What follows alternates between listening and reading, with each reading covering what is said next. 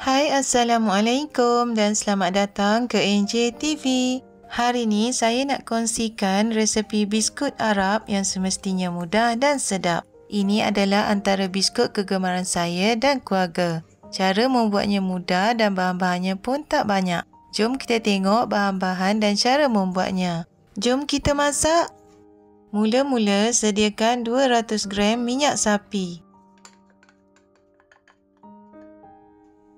Seterusnya, ayatkan 125 gram gula icing ke dalam minyak sapi.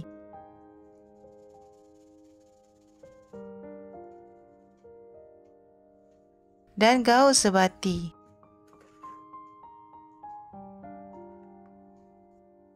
Seterusnya, ayatkan 395 gram tepung gandum ke dalam adunan minyak sapi.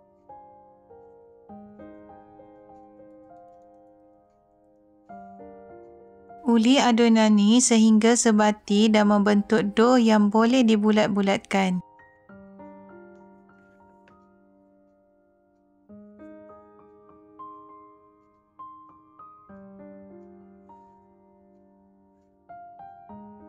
Bahagikan dough kepada 3 bahagian sama banyak. Masing-masing dough saya warnakan dengan warna kuning, hijau dan pink. Sebatikan setiap dough dengan warna masing-masing. Seterusnya, sediakan dulang pembakar yang dah dilapik dengan baking paper. Dengan menggunakan sudu metrik sukatan 1 sudu kecil, campurkan dough dari setiap warna sehingga penuh sudu. Dan bulat-bulatkan dough seperti dalam video. Ulang proses yang sama sehingga habis dough. Bila dibakar nanti, dough akan kembang sedikit. Jadi, susun setiap satu dough dalam dulang pembakar secara berjarak. Panaskan oven dan bakar biskut dengan suhu 180 darjah Celsius, api atas dan bawah selama lebih kurang 30 minit atau ikut oven masing-masing. Alhamdulillah, biskut Arab kita dah masak. Saya akan pindahkan biskut ni atas redai dan biarkan ia betul-betul sejuk sebelum disalut campuran susu. Untuk salutan, satukan 30 gram susu tepung dan 30 gram gula icing. Kacau sebati.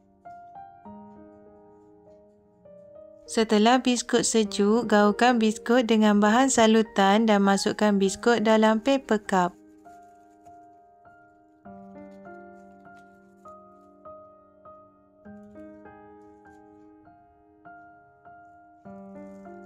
Jom kita cuba rasa biskut Arab kita. Rasa dia memang sedap dengan lemak-lemak susu dan wangi dari minyak sapi. Okeylah, jangan lupa mencuba dan kita jumpa lagi di video-video saya yang lain. Selamat Hari Raya Aidilfitri, maaf zahir dan batin. Assalamualaikum dan bye-bye.